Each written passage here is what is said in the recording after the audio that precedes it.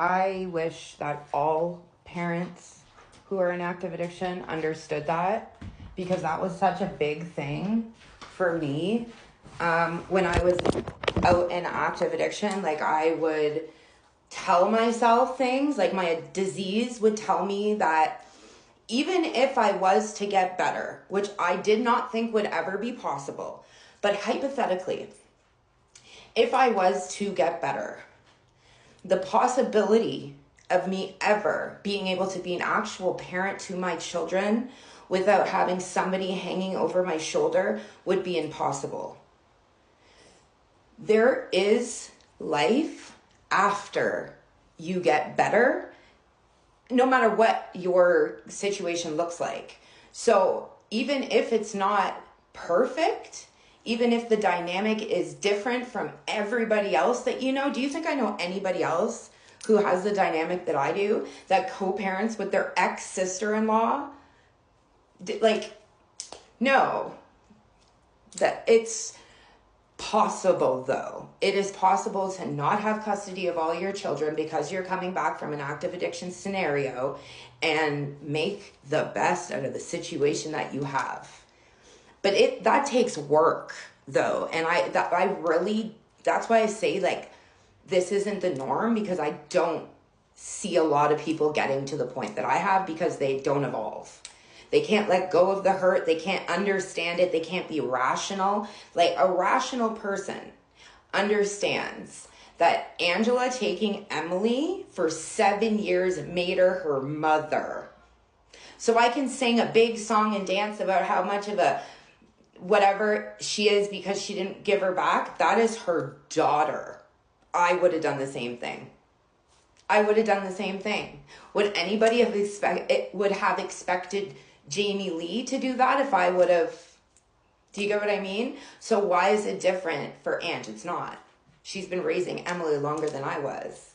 So it takes a rational, healing, recovered brain to understand that and to see our relationship as a gift. She didn't have to let me be the mother. She could have Emily called her mom, and Ange would correct her when she was a toddler and would go, no, auntie. And that was not anything but out of respect for her mom.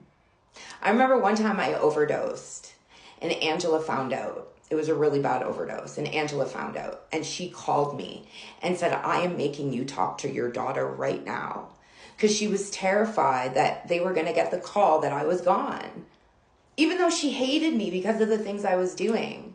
That is love. That is love.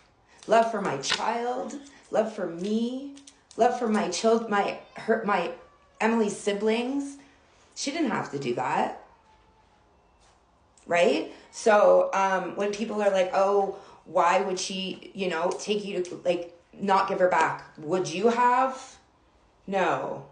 So just because I don't have custody of her, it does not mean that I'm not her mom full time. And everybody can have the situation that I'm in right now. Everybody can make the best of what is left when you come back.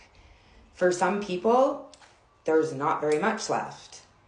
That does not matter. You could still thrive in your recovery. You just have to do the work. If you don't want to do the work, then pookie, whatever. You can keep saying dumb shit on Facebook, because that's what I used to do. You could still keep thinking that you're in the right and they stole your baby, bitch. They protected your baby. That's why it bothers me when people are like, they come back from addiction and they've got all this hatred and animosity towards the people who protected their children, because I was like that, and it's the most embarrassing thing in the world to see. Because you're fucking wrong. You are wrong. You are so out of control that you couldn't even parent your own children, bruh. Who's in the wrong there?